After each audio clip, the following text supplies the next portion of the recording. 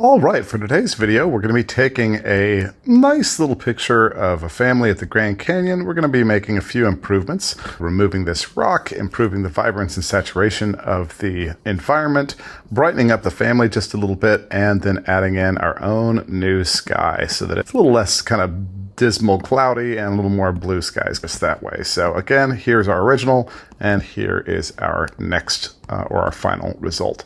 So let's go ahead and pop over to our original layer and let's get to going. So we've got our background layer. Command J is going to jump us up to a new copy. I'm going to turn off that background layer, so I've got this here originally.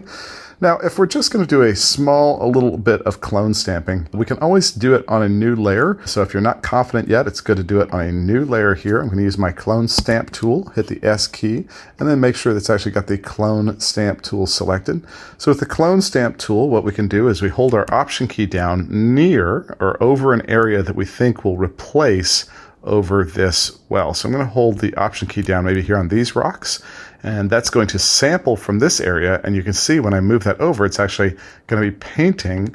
I'm just using small brush strokes. I don't want the same rock appearing too many times, so a lot of times I'll add a different option click so that we can get rid of that little excess rock that was a little distracting in the foreground. Of course, we could go crazy with that, but now you can see we've got that rock removed, just hidden on this second layer. But again, that only works if you have sample set to all layers up here. So make sure it's doing all of the layers above and below. So it's going to use anything on the screen to sample from. So now that we've got that hidden out of the way, we need to select our family. So select subject, and we'll see how well it does. Oh, because I had that layer selected though, it selected the only thing on it. No problem. Command D will deselect, and I do have my shortcuts popping up here for you. So I'm going to select the layer I want and select the subject in that. So now it did a much better job of selecting them, but again, not perfect. So I'm just going to zoom over here and let's go ahead and improve our selection. Now I could do that with my lasso tool, and I'm just going to come in and grab around. I've got my shift key held down. And let's go ahead and include both of little Lily's feet right there. And once I've got that, I also want to get rid of this little spot here between her knees. So I'm going to hold the option key down. That's going to give me a subtraction tool. So it's going to subtract the selection from that. So that way we'll remove that. Otherwise it's looking okay. It's not great. I'm going to hold my shift key down and maybe grab the rest of this backpack. Maybe not quite getting that, so let's do that. And maybe grab this last little piece here. Okay, so that's getting better. Maybe let's just scan around, see if there's anything else here that needs adjusted or removed. Hit my minus key. Oops, didn't mean to do that. Hit my plus key and select that. Good. All right, so I need to remove this part that's selected over my head. Hold my option key down, and let's go select up around there. So that removes the excess, and let's make sure we get the top of Arana's head. So I'm just gonna select around the top of that head there, and maybe do the same thing here with Jamie. Hold my option key down, remove this little chunk of excess and this little area over Symphony's head. And that's looking a little better. Okay, so now we've got that selected.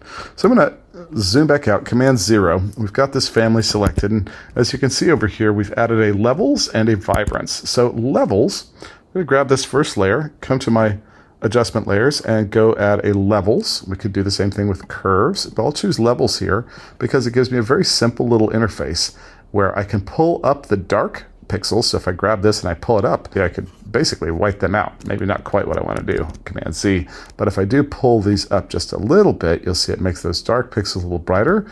Or if I grab this mid-tone slider right here and I pull it to the left, you'll see it brightens up those darker pixels, because as we pull this to the left, the darker pixels are now being redefined as closer to the middle. So that's actually brightening them up quite a bit. And we've got a nice little adjustment. I can turn them off and they're back to dark. And I can bring them up here. Maybe that's a little too much, but let me just dial this back a little ways, turn it off, they're dark, turn it on, they pop out a little bit.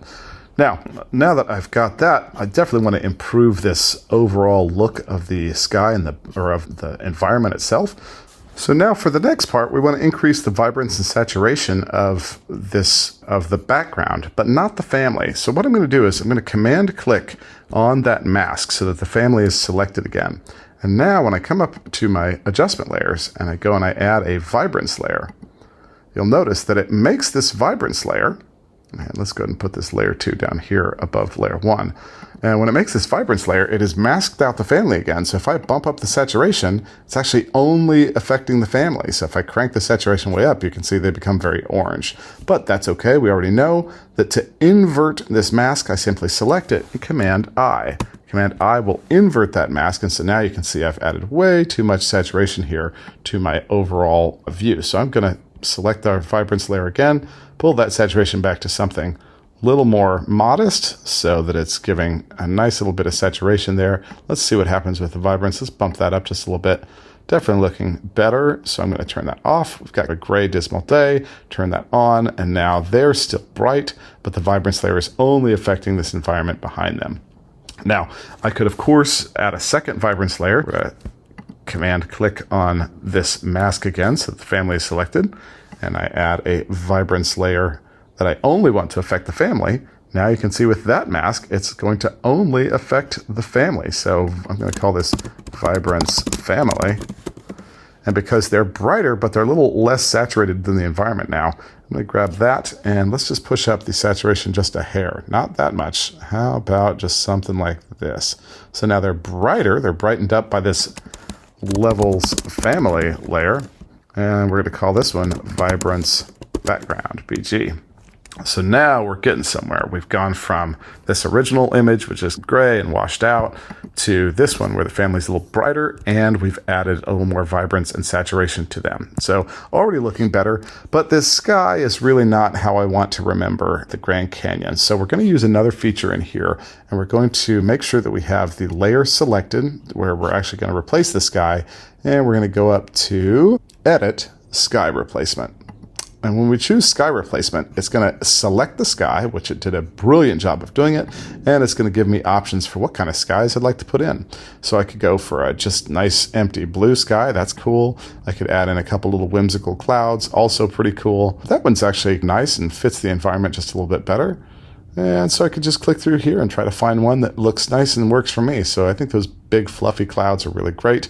I'm probably going to need to tone the saturation down a little bit here. But once we've replaced the sky, it's definitely looking a lot better. I think I like this one best. So right now I've got this set to output to new layers, and you'll see that we've got the ability to adjust the edges and stuff. But you'd be amazed at how well Photoshop does with this. So I'm going to leave this right here on a new layer, hit OK. And you'll see that sky replacement layer gets placed there over the existing layer. So if we turn that off, you can see the original sky. If you turn it on, you can see the sky that's been replaced. So all of that takes us from this original image, which is fine and pretty and very interesting actually, and just makes it that much better. So that is, of course, the value of doing this in Photoshop. And really allows us to take these pictures up a whole nother level. So I'm going to grab that vibrance background and just bring it down just a hair because it is a little saturated. But now we've got a photo that's gone from this to this. And that is looking good. So we'll see you on the next one.